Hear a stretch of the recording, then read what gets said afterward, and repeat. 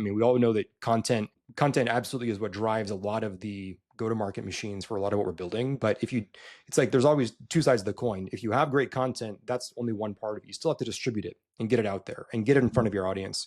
And it goes the other way as well. If you have nothing to talk about, nothing to put out there, it's really hard to get anybody to listen to anything. So it's even on the tails of this announcement we did last week with Crown Social and partnering with them on a distribution story and around creative being so much more important in that story.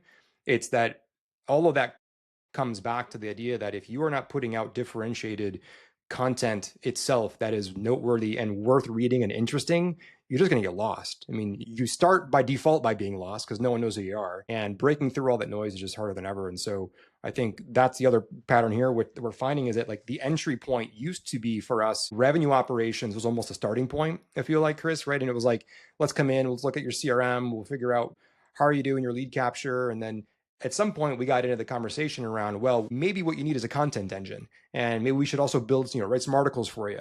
But as like an entry wedge, it almost feels like an easier entry wedge is like, well, you have a real hard time doing really good quality content at scale. Start there, and then separately that can lead into the RevOps space, right? Which is then the natural progression of, well, what are you doing with all these leads you're getting, and how are you making sure to stay, write your newsletter and draft it out to your audience and all these things. And so the content engine might be actually a more interesting entry wedge is kind of what we're finding, which is, again, where Onboard came from, and where we started with Shoplift, and where we're now gravitating back to with Tompkins Robotics, and where we're doing the same thing on process solutions. So it's a little bit of like, reacting to just some of the nature of what's happening in the market right now. We're leaning a lot more heavily on content as the differentiator. And as long as we can stay better quality content than competitors that are out there, then that's an interesting strategy play for us right now, which is a way to find more people that need that first and then grow from there.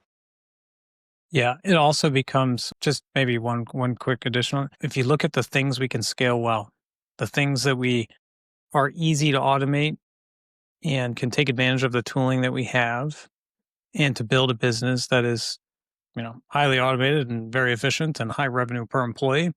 When you start to get into these upper echelons of services for clients in terms of strategy, in terms of revenue operations, in terms of true end to end, that's all really good work. It pays more, in terms of revenue and things like that. And maybe has the perception of being less commoditizable.